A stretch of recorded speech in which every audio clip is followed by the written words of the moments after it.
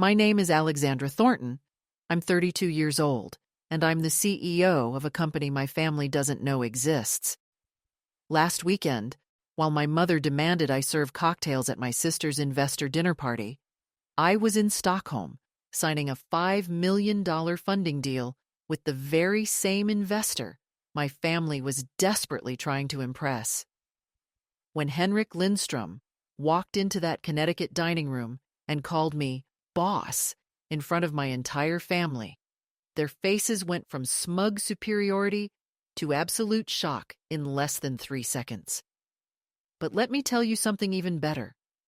They still thought it was a mistake. They still thought their dropout daughter, their family embarrassment, their permanent disappointment couldn't possibly be the CEO he was looking for. What happened next didn't just change our family dynamic forever. It exposed a secret I'd been hiding for 6 years, and watching them realize the truth was sweeter than any revenge I could have planned. Before I tell you how I went from being the family servant to having investors compete for my attention, take a moment to like this video if you believe success doesn't need anyone's permission. I'd love to know if you've ever had to hide your achievements from toxic family members. Drop a comment below with your story.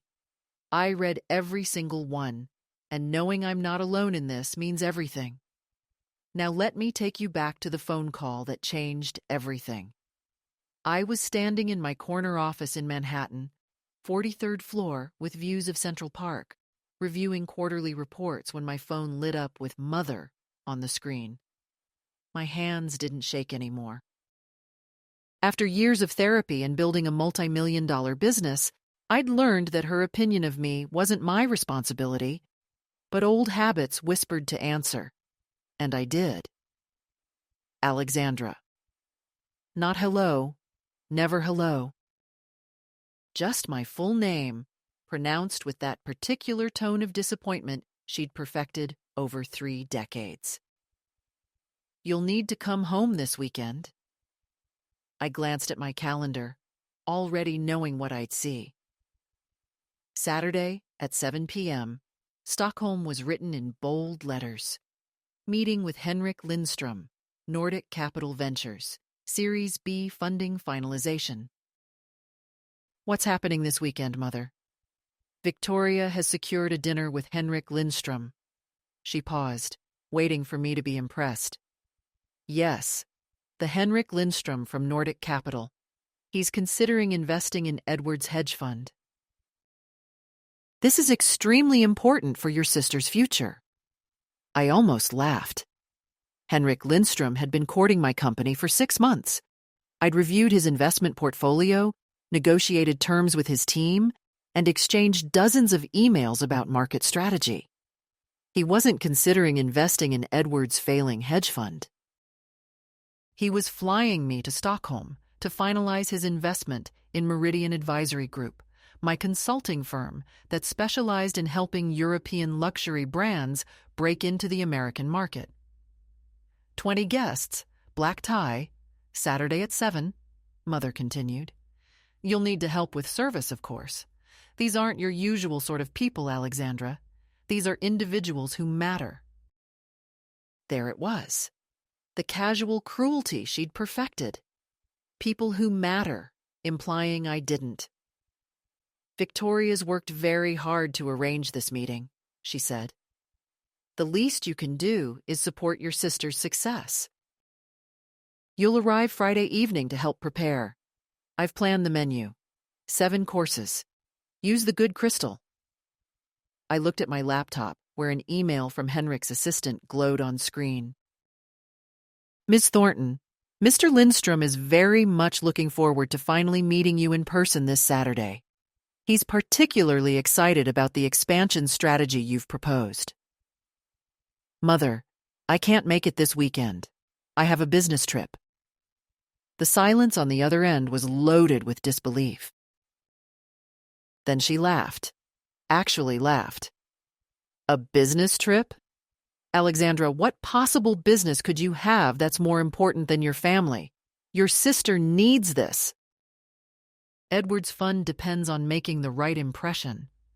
I have meetings in Stockholm that I cannot reschedule. Stockholm. Another laugh, sharper this time. Don't be absurd. Whatever little hobby you're pursuing can wait. This is about Victoria's future. Family comes first. Or have you forgotten that, along with everything else? I closed my eyes, remembering every family gathering where I'd served wine while Victoria networked. Every Christmas where I'd cooked for 20 while my sister took credit for the hospitality. Every introduction where Mother said, "Victoria is our barrister." And then, almost as an afterthought, Alexandra also came. "I can't, Mother, I'm sorry." "You're being selfish." Her voice turned sharp. "Honestly, Alexandra, it's not as though you have anything else going on. You're between jobs again, aren't you? At least make yourself useful to this family." Between jobs? I employed 35 people. My company had generated $8 million in revenue last year. I'd been featured in Forbes, quoted in the Wall Street Journal, and invited to speak at 3 international business conferences. But to her, I was perpetually unemployed, perpetually failing. "Use your black serving dress," she continued, not waiting for my response. "Guests arrive at 7. Don't embarrass us, Alexandra. These people need to see that we're a respectable family." The line went dead. I sat down, phone still in my hand, and looked around my office. Framed on the wall was my business license. Meridian Advisory Group, established 6 years ago with money I'd saved working 3 jobs while raising my daughter alone. Next to it, the Forbes 30 Under 30 feature from last year. Above my desk, a photo of me and Sophie, my 12-year-old daughter, at her academic scholarship ceremony at Dalton School. My family had never seen this office. They didn't know where I lived. They assumed I was in a tiny studio apartment somewhere, struggling to make rent. They'd never asked. Not once in 6 years had anyone said, "So, Alexandra, what exactly do you do all day?" They'd created their own story. The daughter who got pregnant at Oxford and had to drop out. The single mother who couldn't get her life together. The family disappointment who was at least useful in the kitchen. My phone buzzed. A text from Victoria. "Mother says you're being difficult about this weekend. Don't ruin this for me. Henrik Lindstrom is the most important investor in European venture capital. Edward's entire future depends on this dinner. Stop being selfish and show up." I looked at my plane ticket confirmation. British Airways, Flight 183 to Stockholm, departing JFK Friday at 8 p.m. Then I did something I'd never done before. I texted back. "I won't be there. I have prior commitments I cannot break."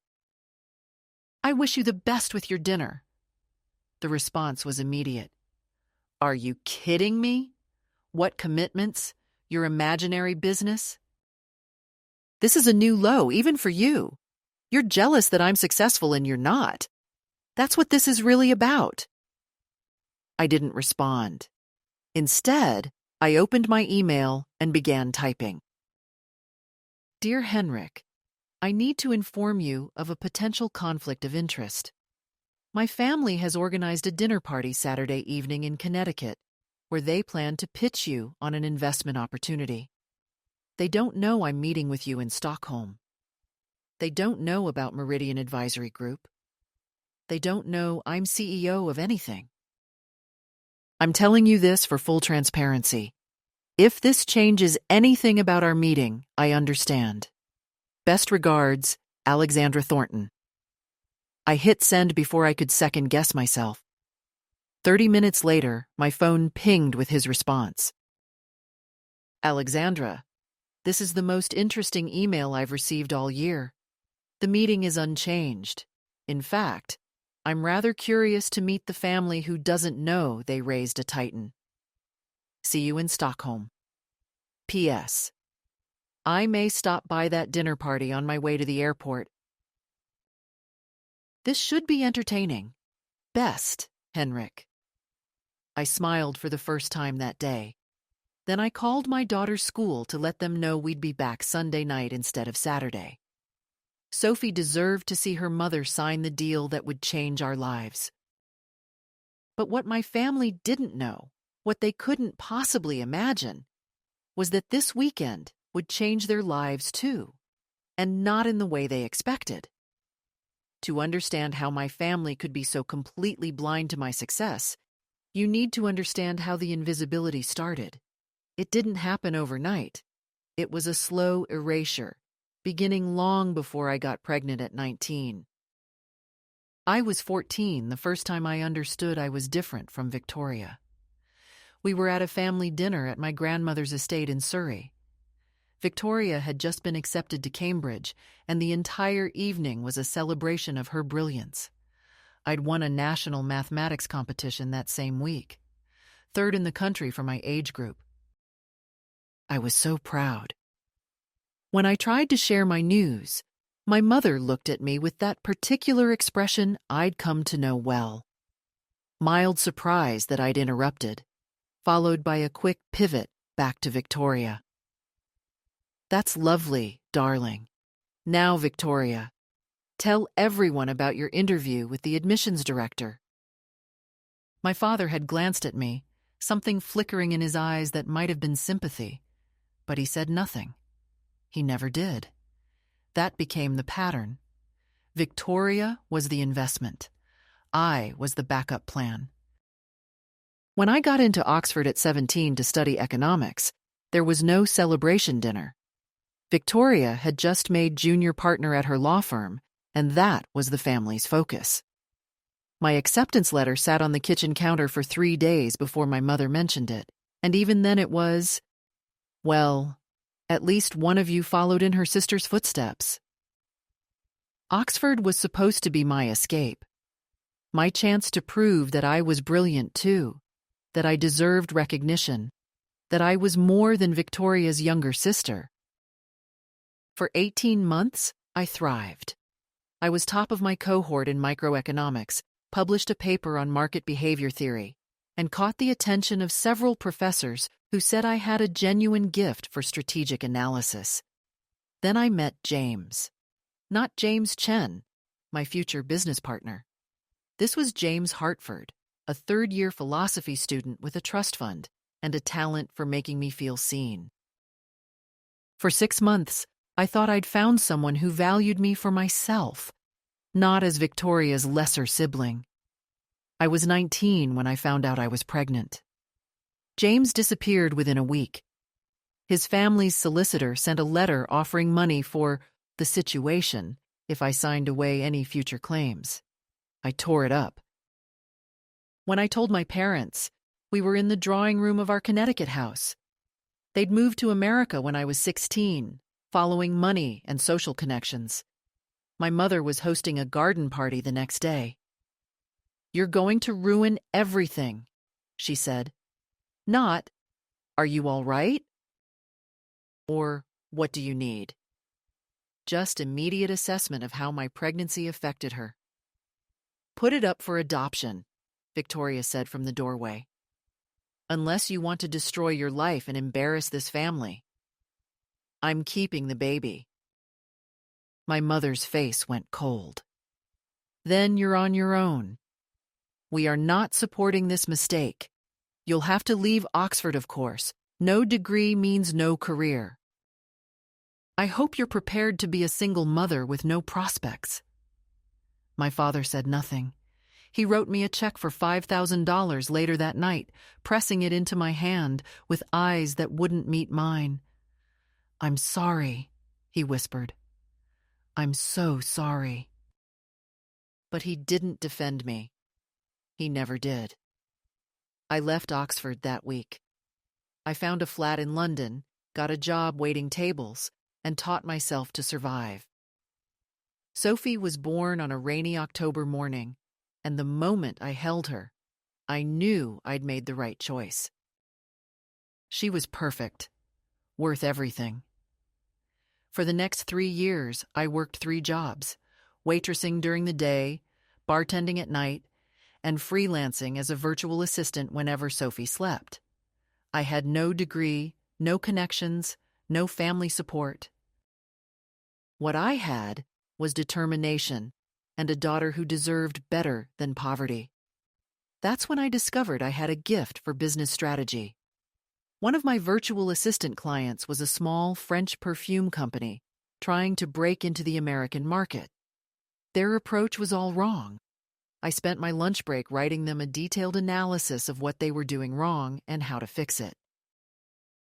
They implemented every suggestion. 6 months later, their U.S. revenue had tripled. They paid me £50,000 for that advice, more money than I'd ever seen. I realized something then. I didn't need a degree to understand markets. I had something better. I had survival instinct, strategic thinking, and the ability to see what others missed. I'd been invisible my whole life, which meant I'd learned to observe, to notice patterns, to understand human behavior from the outside. I took that £50,000 and started Meridian Advisory Group when Sophie was 3. Just me, a laptop, and expertise I'd taught myself through online courses and obsessive reading. I specialized in helping European luxury brands navigate American markets because I understood both cultures intimately. The first year, I made $80,000. The second year, $300,000. By year 3, I had to hire employees because I couldn't handle the demand alone. That's when I met James Chen. He was a senior consultant at McKinsey, burned out and looking for something meaningful. He saw my LinkedIn profile, read my market analyses, and sent me a message. "You're brilliant. Can we get coffee?" 6 months later, he left McKinsey to become my COO. "You're building something revolutionary," he told me, "and you're doing it without anyone's permission. That's the kind of leadership I want to follow." By year 5, Meridian Advisory Group had 35 employees, offices in Manhattan and London, and clients that included LVMH, Richemont, and Kering.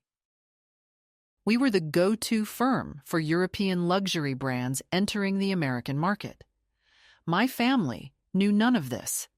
Let me be clear. I didn't lie to them. I just stopped trying to be seen. At family gatherings, when they asked what I did, I said, consulting. They heard unemployed. When they asked where I lived, I said, Manhattan. They assumed struggling in a studio. When they saw Sophie's private school uniform, they thought charity scholarship. They were half right. It was a scholarship, but Sophie earned it through academic merit, not financial need. Every Thanksgiving, every Christmas, every family celebration, I showed up and played the role they'd assigned me. The family disappointment. The one who got pregnant and ruined her life. The single mother barely getting by. I cooked their dinners. I served their drinks. I listened to Victoria brag about cases she'd barely worked on, while my mother introduced her as our successful daughter. And when they introduced me, it was always, Alexandra also came. She's helping out. Why didn't I tell them? At first, pride. I wanted them to ask, to care enough to wonder about my life. Then, as the years passed, it became something else. Protection. My success existed in a space they couldn't touch, couldn't diminish, couldn't take credit for. The last family gathering before the investor dinner had been the breaking point I didn't know I was approaching. It was September, and Victoria had just announced she and Edward were trying to raise capital for his hedge fund. The entire evening was strategy discussion. My mother invited 20 of her wealthiest friends to hear Victoria's pitch. I spent 6 hours in the kitchen preparing canapes while Victoria held court in the living room. At one point, one of the guests wandered in looking for the bathroom. "Oh, you're the sister," she said, looking at me in my apron. "The one who couldn't finish university. Must be hard, having such a successful sibling. But I hear you're quite good in the kitchen. At least that's something." I smiled and said nothing. What would I have said? Actually, I employ more people than Victoria has ever managed.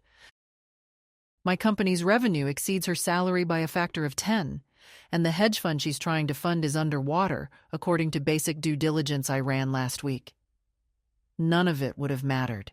They'd made up their minds about who I was. Later that evening, as I cleaned up alone while everyone else drank champagne, Victoria found me. "Edward needs to raise $5 million by Christmas," she said, not greeting, just stating. "There's an investor Mother's been cultivating, Henrik Lindstrom. Have you heard of him?" I kept washing dishes. "I've heard the name. He's only the most important venture capitalist in Europe. If we can get him interested, Edward's fund is saved." She paused. "Mother thinks we should host a dinner party." "Make the right impression. You'll need to cater it, obviously. It needs to be perfect, Alexandra. Don't screw this up for me." I turned off the water and dried my hands. "Victoria, have you ever asked me what I do for a living?" She looked genuinely confused. "What do you mean? You do odd jobs, don't you? Consulting or something?" "What kind of consulting?" "I don't know. Does it matter?" She waved her hand dismissively. "The point is, this dinner is important. I need you to focus for once and not embarrass the family." I looked at my older sister, this woman who shared my DNA but knew nothing about my life, and felt something shift inside me. "I'll think about it," I said. "You'll think about it?" Her voice rose. "Family comes first, Alexandra. Or have you forgotten that, along with your responsibilities?" I'd left early that night, driving back to Manhattan in silence while Sophie slept in the passenger seat. She woke up as we crossed into the city. "Mom?" she said sleepily. "Why do you let them treat you like that?" "Like what, sweetheart?" "Like you're not important. Like you're just there to help them." I didn't have a good answer, so I deflected. "It's complicated with families." Sophie, wise beyond her 12 years, looked at me seriously. "You're the CEO of a company, Mom. You have employees who call you boss. You're in magazines. But Grandma doesn't even know you have a job. Why don't you tell them?" "Would it change how they see me?" "No," Sophie admitted. "Probably not. But it might change how you see yourself." Those words haunted me for weeks, because she was right. By hiding my success, by letting them believe their narrative, I was somehow still seeking their approval, still waiting for them to notice, still hoping that one day they'd ask. The phone call from my mother about Henrik's dinner party was the universe's way of forcing my hand, because Henrik Lindstrom wasn't just any investor. He was my investor, the man who'd spent 6 months courting Meridian Advisory Group, the man who'd seen my strategic analyses and called them the most insightful market assessments I've read in 20 years. And my family wanted me to serve him dinner while pretending to be unemployed. The irony was so perfect it felt like destiny. Thursday evening, I sat in my apartment with Sophie, her homework spread across our dining table, while my packed suitcase for Stockholm waited by the door. My phone kept lighting up with messages from my family, each one more demanding than the last. Mother: "Alexandra, I need you here Friday evening. The menu is complex. 7 courses. You'll need time to prepare. Don't disappoint your sister. Victoria. Mother told me you're being difficult. What could you possibly have going on that's more important than family? This is typical of you. Always making everything about yourself. I ignored them and reviewed my presentation for Henrik. Market penetration strategies, revenue projections, expansion timelines. James had sent final notes. This is going to change everything. Enjoy Stockholm. You've earned this. Sophie looked up from her math homework. You're really not going to their dinner, are you? I'm really not. Good. She went back to her equations, then added, Grandma called me yesterday. My head snapped up. She what? She wanted to know if I could convince you to help with some party. I told her you had an important business trip. Sophie's expression was carefully neutral. She laughed and said I shouldn't lie for you. She said you didn't have a real job. Rage bloomed in my chest, hot and immediate. Calling me a failure was one thing. Doing it to my daughter was another. What did you say? Sophie smiled slightly. I told her I had to go because my mum's office was calling. Then I hung up. I laughed despite myself. Sophie, she doesn't deserve your time, Mom. None of them do. My daughter looked at me with those serious gray eyes. You're the smartest person I know. You built something amazing. Why do you care what they think? I don't anymore, I said, and realized it was true. I really don't. My phone rang. My father this time. Alex, darling. His voice was careful. Your mother tells me you're not coming this weekend. I have a business commitment in Stockholm that I can't reschedule. Stockholm. There was a pause. What kind of business? After 6 years of silence, now he asked. I have a meeting with an investor. It's important. An investor. Another pause. For what? My consulting company. You have a consulting company? He sounded genuinely surprised. For 6 years, Dad. I have 35 employees. We do market expansion strategy for European brands entering the American market. Long silence. I could hear him breathing. Margaret said you were unemployed. Margaret never asked. My God. His voice was quiet. Alex, I need to go, Dad. My flight leaves in 2 hours. Wait. This investor you're meeting. It's not Henrik Lindstrom, is it?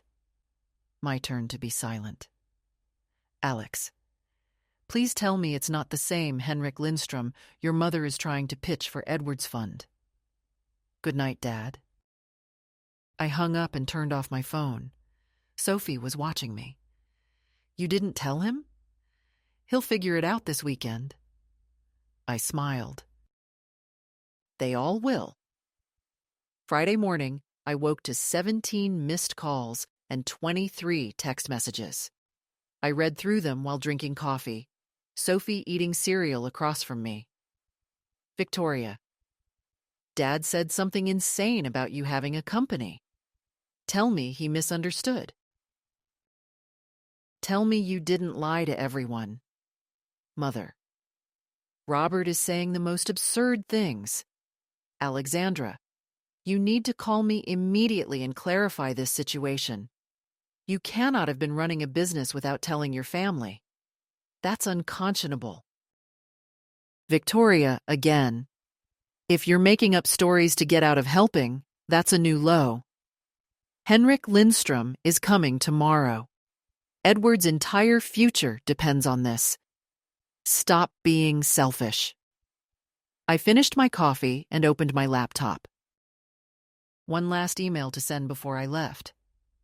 Dear Henrik, one final note before our meeting. My family's dinner party is tomorrow evening at 7 p.m. The address is below. If you do decide to attend before heading to the airport, I won't be there.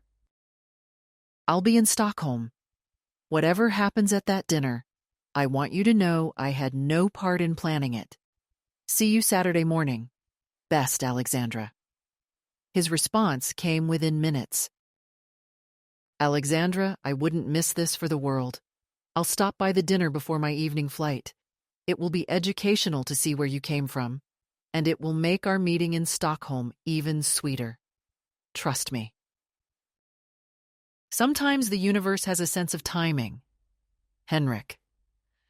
I sat back, heart pounding. This was really happening. James texted, "Saw your calendar. You're going dark until Sunday? Smart. Let them panic. Let them wonder. Then walk into our meeting and sign the deal of your career." Proud of you, boss. At noon, I took Sophie to my mother's place to stay with her before our flight. My mother-in-law, Sophie's paternal grandmother, lived in Connecticut and occasionally watched Sophie when I traveled. She was kind, warm, everything my own mother wasn't. As we drove, my phone rang again. My mother. "Alexandra Thornton, you answer this phone right now." I answered on speaker. "Hello, Mother. Where are you?" "You should have been here 3 hours ago. The kitchen isn't going to prepare itself." "I'm not coming. I told you that." "Don't be ridiculous." "Your sister needs you. This dinner is more important than my business commitments." "I know. You've said that. But my commitments are actually more important to me than Victoria's dinner party." "Your commitments." Her voice dripped contempt. "What commitments could you possibly have that matter more than family?" Sophie was watching me. I met her eyes in the rearview mirror and made a decision. "I'm finalizing a $5 million funding deal for my consulting company." Silence. Complete, total silence. Then, "Your what?" "My company." Meridian Advisory Group. We specialize in market expansion strategy. I've run it for 6 years. I employ 35 people. We generated $8 million in revenue last year. And this weekend, I'm signing a Series B funding round with an investor who's been courting my company for 6 months. More silence. "You're lying." "I'm not. This is some kind of sick joke to avoid helping your sister." "It's not a joke, Mother. I'm a CEO. I have been for 6 years. You never asked." "That's impossible." "You didn't finish university. You have no qualifications. You're a single mother, barely scraping by." "I taught myself business strategy. I built my company from £5,000, the money Dad gave me when I left Oxford. I did it without your help, without your connections, without even your awareness. And now I'm about to close the biggest deal of my career." I heard Victoria in the background. "She's lying, Mother. She has to be lying." "I'm not lying. Google Meridian Advisory Group. Read the Forbes article about me from last year. Check LinkedIn. It's all there." "It's always been there. You just never looked." "If this is true..." Mother's voice was shaking now, with rage or shock I couldn't tell. "Why didn't you tell us?" "I tried. 3 years ago, I mentioned landing a big client. You immediately started talking about Victoria's PR campaign. Last year, I brought Sophie to Thanksgiving in her Dalton school uniform. You assumed we were on welfare. You've been so certain I was a failure that you never considered any other possibility." "This is insane," Victoria shouted in the background. "She's making this up to ruin my dinner." "Check my LinkedIn profile, Victoria. It's all there." "I need you here," Mother said, and now there was desperation in her voice. "If what you're saying is true, if you really have a company, then you can afford to hire caterers. You can fix this. Please, Alexandra. Henrik Lindstrom is coming tomorrow. This is your sister's future. No, Mother. This is my future, and I'm choosing it. I hung up. Sophie was crying silently in the back seat. I pulled over. Sweetheart, what's wrong? I'm proud of you, Mum. She wiped her eyes. I'm so proud. You told them. You finally told them. I climbed into the back seat and held my daughter. Thank you for seeing me, Sophie, even when no one else did. Always, Mum. Always. We made it to the airport by 6 p.m. As we waited in the first-class lounge, one of the perks my family didn't know I could afford, my phone buzzed with one final message. It was from my father. Alex, I just looked up your company. I'm speechless. I'm so sorry. So deeply sorry. I saw those articles years ago. I found your business registration when mail got mixed up. But your mother was so certain about who you were, and I didn't defend you. I didn't speak up. I let you be invisible. That's unforgivable. I know you won't believe me, but I'm proud of you. I always have been. I was just too cowardly to say it. Have a safe flight. I hope your meeting goes well. You deserve every success, Dad. I read it twice, then put my phone away. Boarding call for Flight 183 to Stockholm. The announcement echoed through the lounge. Sophie squeezed my hand. Ready, Mum? Ready. We boarded the plane.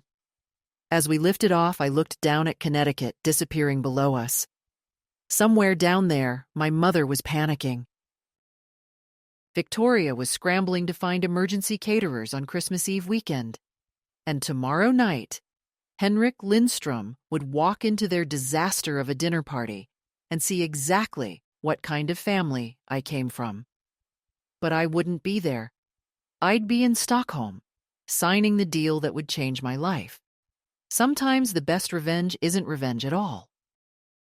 Sometimes it's just success they never saw coming. Saturday morning, 9 a.m. Stockholm time.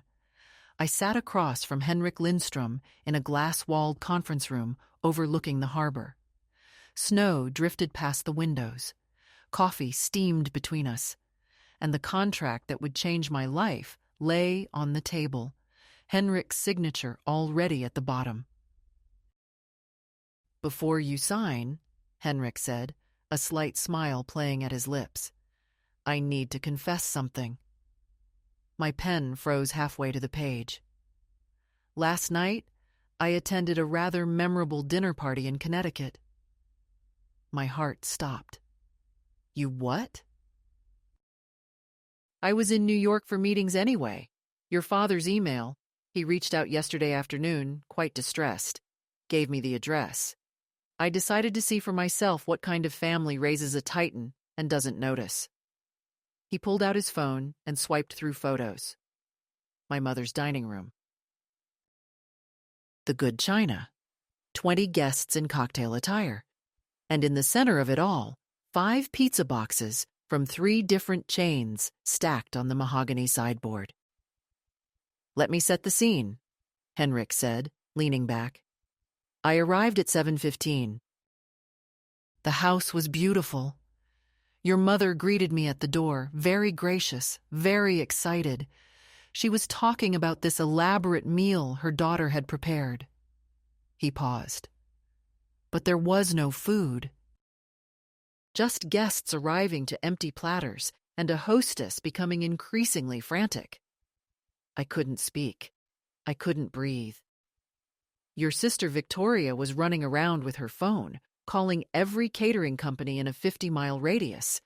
Everything was closed. Christmas Eve weekend, you understand. I watched your mother's face cycle through confusion, anger, and finally panic. He swiped to another photo. My mother, face flushed, speaking intensely to someone off camera. At 7:30, your mother gathered everyone in the living room and made an announcement. She said her older daughter had abandoned the family at the last minute due to mental health issues, and they were very worried about her. But the show must go on. Rage flared in my chest. Mental health issues. Then pizza arrived. 5 boxes. Someone had managed to find 3 chains willing to deliver on Christmas Eve. Your mother served Papa John's on Waterford Crystal while explaining that her daughter was unreliable and had always been a disappointment. Henrik's expression was unreadable. Your sister spent the entire cocktail hour apologizing and trying to pitch Edward's hedge fund. She mentioned several times that their unemployed sister usually handled these things. She called you the family charity case. I closed my eyes. At 8 p.m., Edward, your brother-in-law, gave his investment pitch. It was terrible, Alexandra. Basic mistakes, no real strategy, just entitlement, wrapped in financial jargon. His fund is underwater. Any competent analyst would see that in 5 minutes. You didn't invest. God, no. Henrik laughed. But I did something perhaps more interesting. At 8:30, when your sister was desperately trying to salvage things, I pulled out my phone and opened LinkedIn. I searched for Meridian Advisory Group. My eyes snapped open. I projected it onto their television screen. Your company profile, your Forbes feature, the Wall Street Journal article, your client list, your revenue numbers. He smiled. Then I asked, very innocently, "Is this the daughter you were talking about? Alexandra Thornton? Your sister? What happened?" Your mother went pale. Actually pale. She said, "That's not possible. Alexandra doesn't have a job." I showed her the business registration date. 6 years ago. I showed her the article about your James Beard Award nomination, your TED Talk on market strategy, the awards, the client testimonials, everything. Henrik pulled up something on his phone and turned it toward me. A video, shaky but clear. My mother's living room, the television screen showing my Forbes feature. Victoria, mouth open in shock. My father, starting to laugh, not kindly, but with something like bitter revelation. Your sister said, and I quote, "This is fake. She's making this up to embarrass me." Henrik's eyes glinted. So, I showed her the email I'd received from you 2 days ago, the one warning me about the conflict. The one that mentioned you'd be in Stockholm this weekend, finalizing a $5 million investment. With me. I couldn't speak. Then I stood up, thanked your mother for the pizza, and told everyone in that room that I was leaving immediately to fly to Stockholm. To finalize an investment in what I believe will be one of the most successful consulting firms in Europe and America. He paused. I told them I was investing in your company, Alexandra. Their daughter's company. Their unemployed, unreliable, disappointing daughter is the CEO I've been courting for 6 months. Henrik, your mother asked me to stay. She said there had been a misunderstanding. She said they'd always known you were doing something with business, but you'd been so secretive. I asked when she'd last visited your office. She couldn't answer. I asked when she'd last asked about your work. Silence. He swiped to another photo. My father, head in hands. Victoria, crying. My mother, frozen like a statue. Your father followed me to my car. He asked if it was all real. I showed him your contract.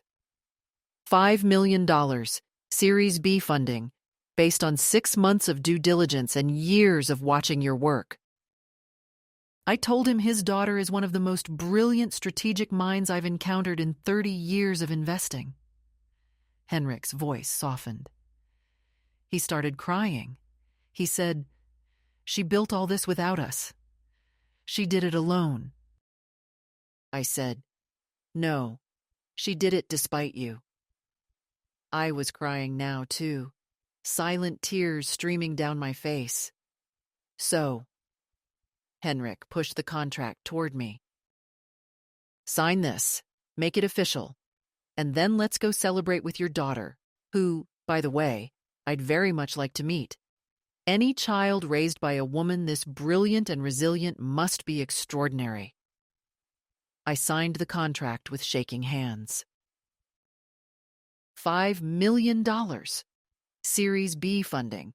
My company, now positioned to become a national and international presence. Henrik stood and extended his hand. "Welcome to Nordic Capital Ventures portfolio, Ms. Thornton. This is the beginning of something remarkable." We shook hands. Then Henrik pulled out his phone again. "One more thing. With your permission, I'd like to post something on LinkedIn."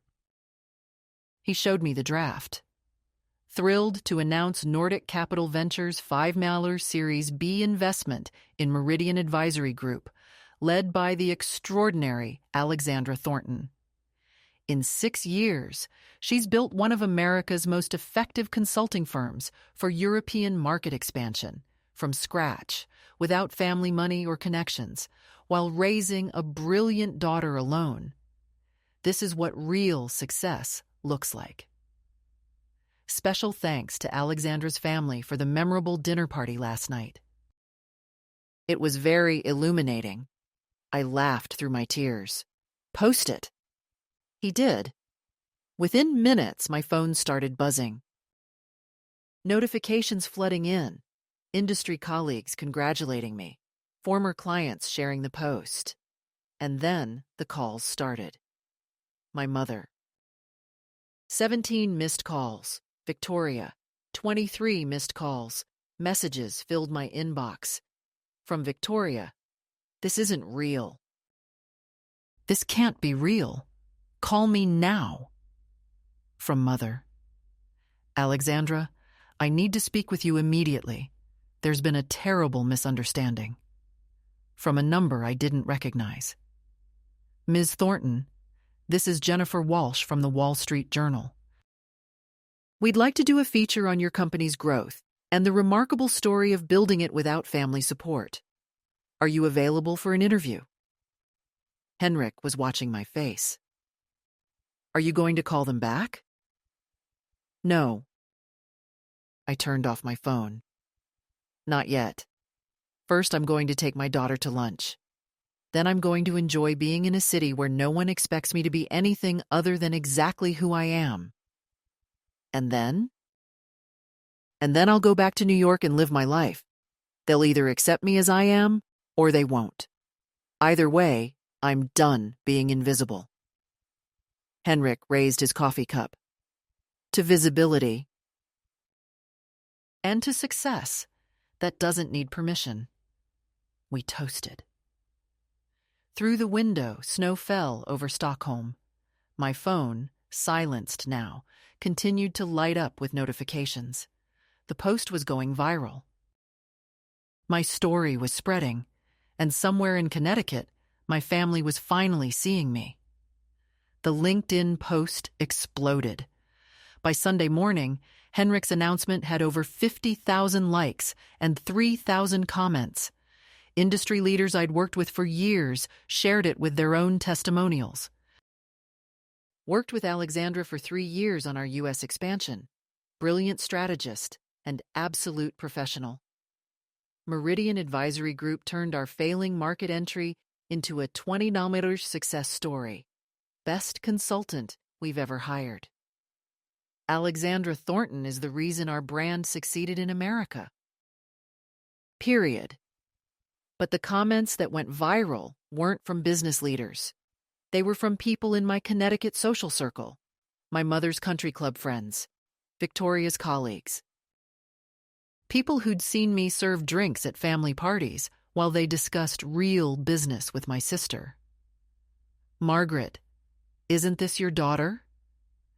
Victoria, your sister is a CEO. I remember asking Alexandra what she did once. She said, consulting. I assumed she meant she was unemployed. Someone posted the family photo from Thanksgiving. I was barely visible in the background, holding a serving tray. The caption read, "This is the family disappointment. Henrik Lindstrom just invested $5 in. Maybe we should all pay more attention to the quiet ones." The social consequences came swift and brutal. By Monday, Victoria's PR firm had lost 2 major clients who said they couldn't trust the judgment of someone who missed what was right in front of them. My mother was quietly removed from the charity board she'd chaired for 5 years. Someone leaked that she'd spent an entire dinner party calling her CEO daughter unemployable. The country club gossip was merciless. Someone created a meme with a photo of pizza boxes on Waterford Crystal and the caption, "When you're so busy judging your daughter, you don't notice she's more successful than you." I didn't gloat. I didn't respond. I simply lived my life publicly now. Business Insider requested an interview. The headline ran Tuesday morning. The CEO her family didn't see. How Alexandra Thornton built an empire in plain sight. The article was fair, accurate, and devastating to my family's reputation. It included quotes from my employees, my clients, and Sophie's teachers. Everyone who'd seen me while my family looked away. "Ms. Thornton is one of the most dedicated mothers I've encountered," said Sophie's headmaster. "She volunteers, attends every school event, and her daughter is thriving. It's incomprehensible that her own family didn't know about her success." James Chen, my COO, was quoted. "Alex built this company with nothing. No investors, no family money, no connections. Just brilliance and determination. She's the kind of leader people follow because they want to, not because they have to." The article ended with a line that was shared thousands of times. Success doesn't require permission or acknowledgement. It requires work, vision, and the courage to build something even when no one believes in you. Wednesday afternoon, I received an email from my father. "Alex, I've read everything. The articles, the LinkedIn comments, the business coverage. I'm overwhelmed. I found articles about your company from 2019. I saw them and did nothing.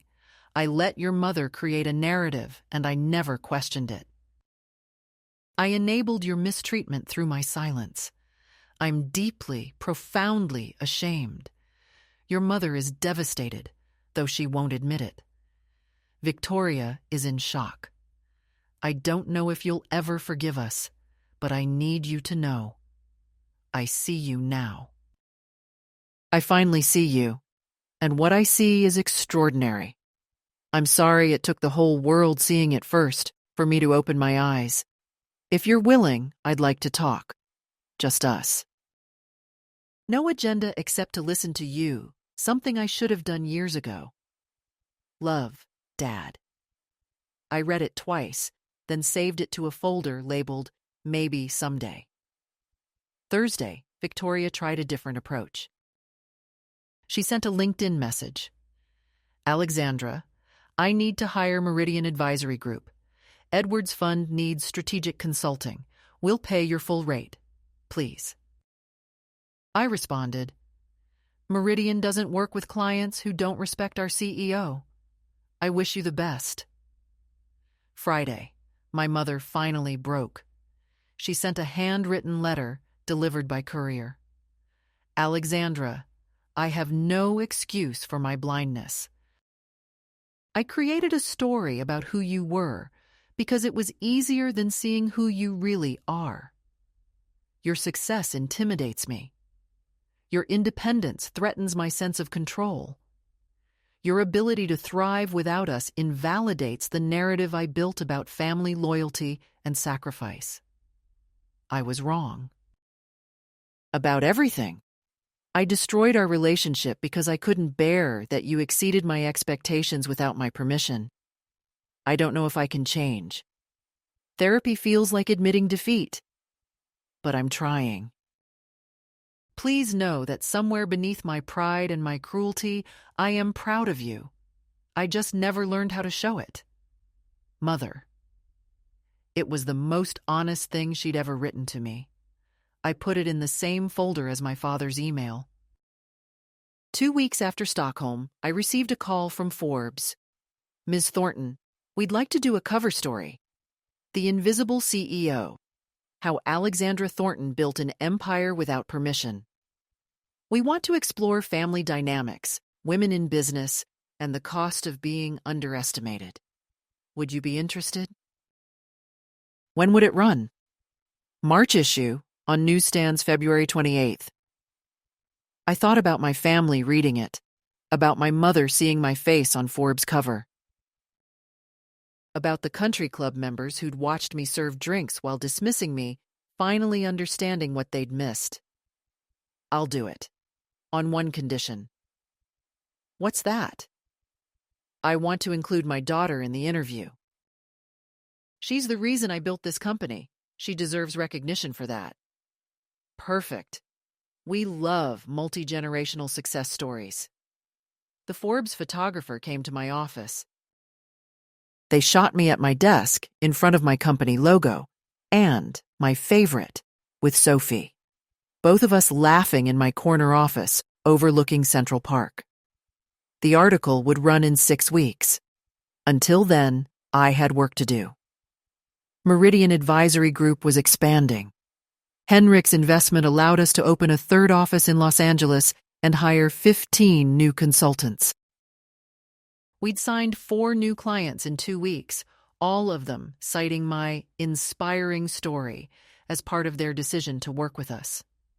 My phone buzzed with a text from James. Boss, you're not going to believe this. LVMH just called. They want us to handle their entire U.S. expansion strategy. 7 brands, 18-month contract, estimated value, $12 million. I stared at the message. $12 million. The biggest contract of my career. Tell them yes. But I negotiate the terms personally. Of course, you're the boss. I smiled. I was the boss. I'd always been the boss. My family just hadn't known it. 3 weeks after Stockholm, I agreed to meet my family. One time. Neutral location. A quiet restaurant in Manhattan that I chose, on my territory, with my rules. They arrived looking smaller somehow. My mother had lost her imperious edge. Victoria looked exhausted, dark circles under her eyes. My father seemed to have aged years. I'd prepared for this meeting like a business negotiation. I had terms, conditions, and boundaries written out on a single sheet of paper. They sat down. I slid the paper across the table. These are my conditions for having any relationship going forward. They read it together. 1. Equal respect or no contact. I will not be treated as lesser than Victoria or any other family member. 2. No more servant treatment. I attend family events as a guest, or I don't attend. 3. Public acknowledgement. You tell your friends, your colleagues, everyone who heard you dismiss me. You tell them the truth. 4. Genuine apology. Not words, actions. Therapy, individual, and family. 5. Respect for Sophie. She is never to be lied to about me or treated as lesser because she was born to a single mother. These are non-negotiable, I said. I don't need your approval anymore. I don't need your money or your connections. I've built a life without you, and it's a good life.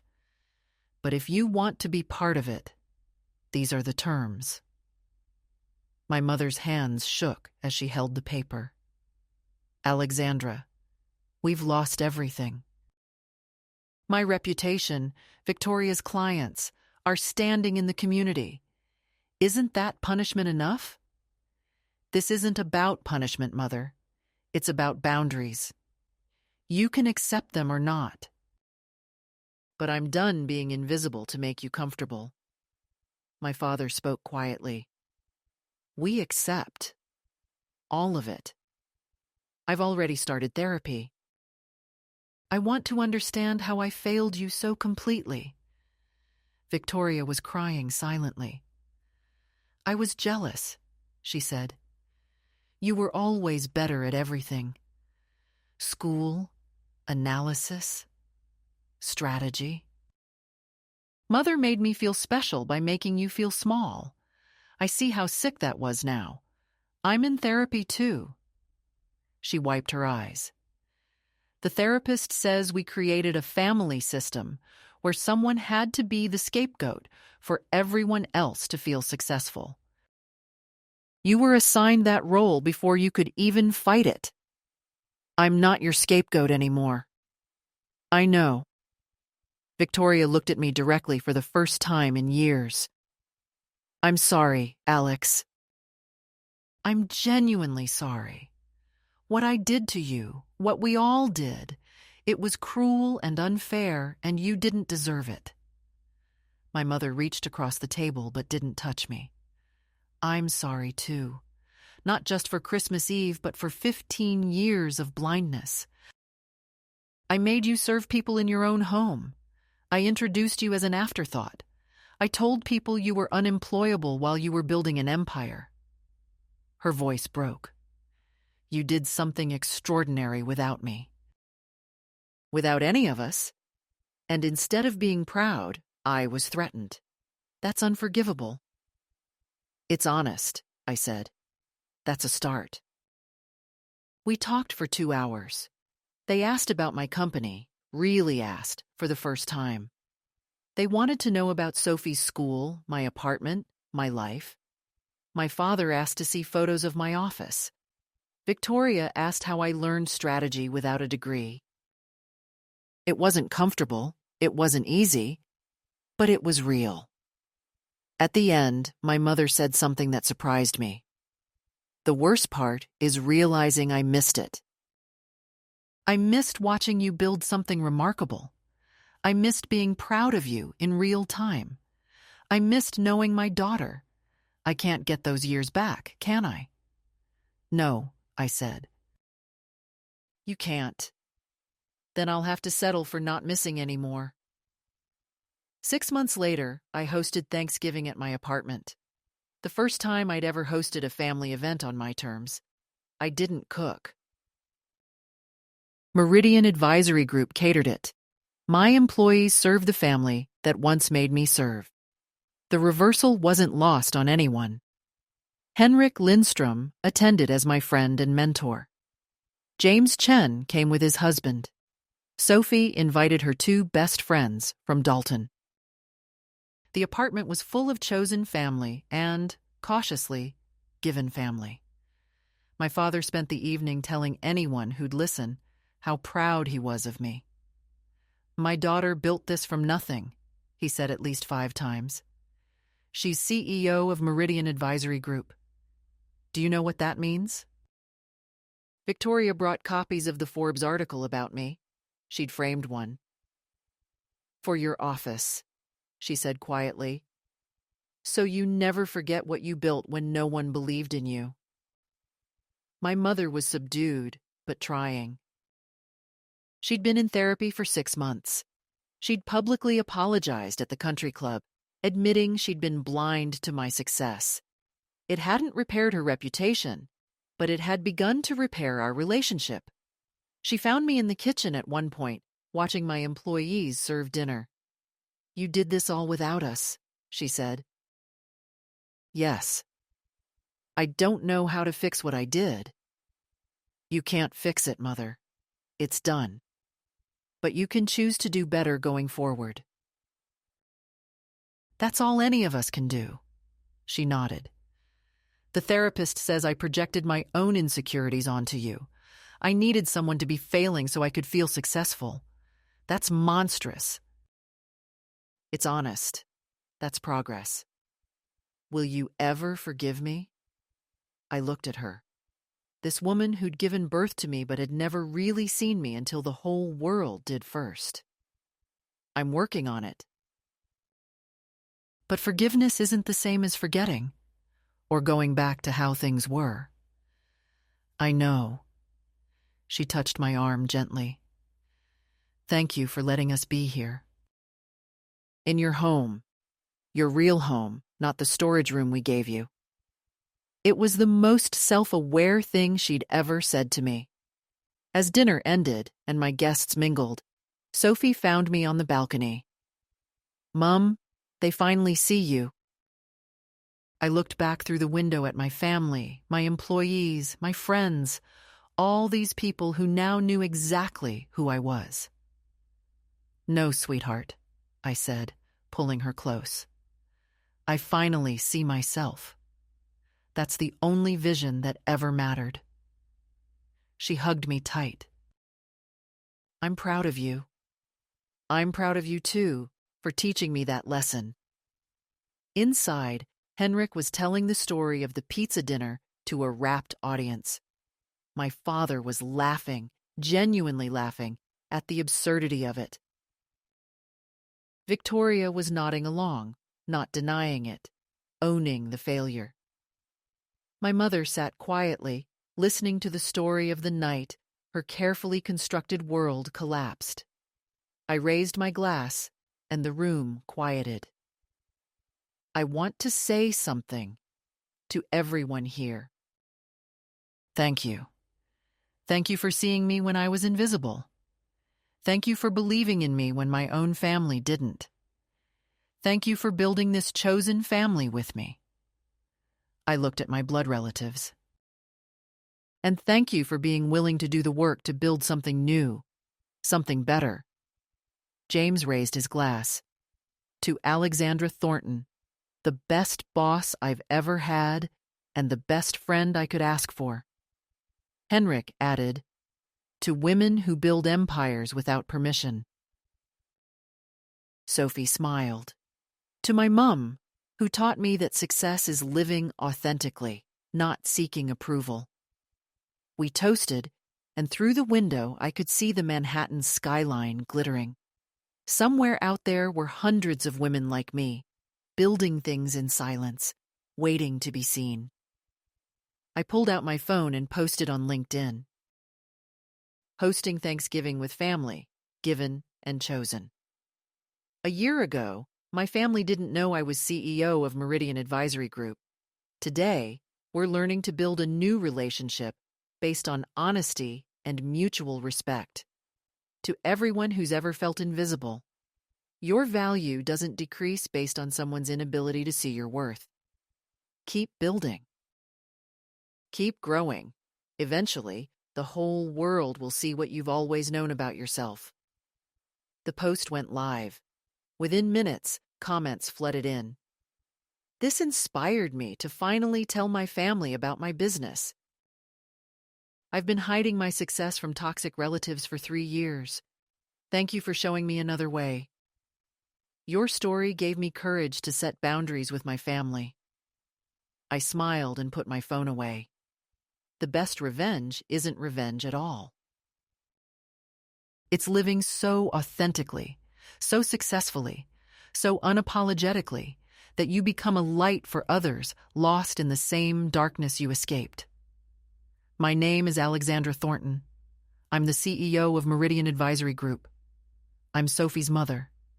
And I'm finally, completely, undeniably seen by the people who matter.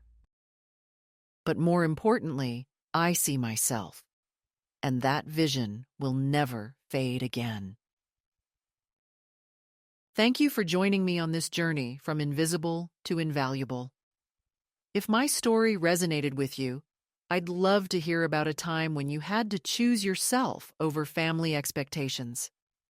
Drop a comment below with your experience. Your story might be exactly what someone else needs to hear today. If you believe everyone deserves respect, regardless of their background or their family's perception of them, please share this story with someone who needs to hear it.